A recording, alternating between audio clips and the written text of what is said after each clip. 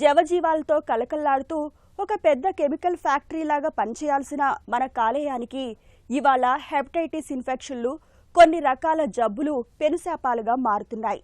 పొగ, మద్యం వంటి అలవాట్లు, గాడి తప్పిన తిండి తీరు మూలంగా కూడా కాలేయం ఆరోగ్యం దెబ్బతినిపోతుంటుంది. కొన్ని సందర్భాల్లో ఇన్ఫెక్షన్లు తీవ్రమై కాలేయం పూర్తిగా నిర్వీర్యం అయిపోతుంటుంది. లివర్ సిర్రోసిస్ అలాంటిదే. దీని బారిన పడ్డప్పుడు కాలేయంలోని కణజాలం క్రమంగా సిమెంట్ ముద్దలాగా గిడసపారిపోతుంటుంది. ప్రాణాంతకంగా పరిణమించే లివర్ సిరోసిస్ జబ్బు గురించి ఇప్పుడు తెలుసుకుందాం. లివర్ సిరోసిస్ అనేది దీర్ఘకాలిక సమస్య. దీర్ఘకాలికంగా లివర్కి హాని జరగటం, లివర్కి దెబ్బతింటం ద్వారా లివర్ సైజ్ అనేది తగ్గటం, అలాగే లివర్ గట్టిపడటం, వీటి వల్ల లివర్ పనితీరు తగ్గి ప్రాణాంతకం అయ్యే పరిస్థితి కూడా ఉంటుంది. ముఖ్యంగా లివర్ సిరోసిస్లో దశలు ఉంటాయి. కాంపెన్సేటెడ్ సిరోసిస్, డీకాంపెన్సేటెడ్ సిరోసిస్ అంటారు. కాంపెన్సేటెడ్ సిరోసిస్ ఉన్న వాళ్ళల్లో ప్రధానంగా సిమ్టమ్స్ కనిపించకపోవచ్చు.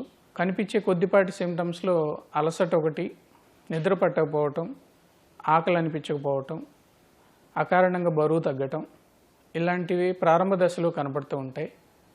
అలాగే లివర్ సిరోసిస్ అడ్వాన్స్డ్ స్టేజ్ అంటే డీకాంపెన్సేటెడ్ సిరోసిస్లో కామర్లు రావటం, అలాగే అన్నవాహికలో నరాలు ఉబ్బి చిట్లి బ్లీడింగ్ అవ్వటం, పొట్టలో నీరు చేరటం, అలాగే కాళ్ళల్లో వాపు రావటం, గందరగోళంగా మతిమరుపుతోటి ఉండటం, ఇవి ప్రధానమైన సిమ్టమ్స్. సిరోసిస్లో 2 స్టేజెస్ ఉంటాయి.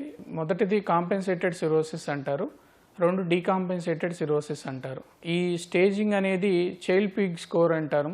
ఆ స్కోర్ ద్వారా మేము దీన్ని డిఫరెన్షియేట్ చేసుకుంటాం. కాంపెన్సేటెడ్ సిరోసిస్లో సిమ్టమ్స్ పెద్దగా ఉండవు. అది స్క్రీనింగ్ టెస్టుల ద్వారా బయటపడుతూ ఉంటుంది జనరల్గా. అది బయటపడినప్పుడు ఆ పేషెంట్ తాలూకా రిస్క్ ఫ్యాక్టర్స్ ఏంటి అనేది మేము అసెస్ చేసుకొని ఆ రిస్క్ ఫ్యాక్టర్స్ తగ్గించడం ద్వారా వాళ్ళు డీకాంపెన్సేషన్కి వెళ్లకుండా ఆపే ప్రయత్నం చేస్తాం. లివర్ సిరోసిస్ ట్రీట్మెంట్ ఆప్షన్స్లో మెయిన్గా దశ బట్టి మేము ట్రీట్మెంట్ ఇస్తాం.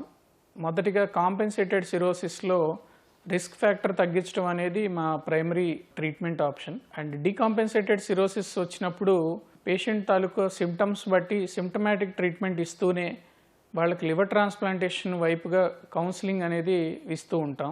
ఎందుకంటే లివర్ ట్రాన్స్ప్లాంటేషన్ అనేది పూర్తిగా లివర్ సిరోసిస్ని నయం చేయగలిగే ఏకైక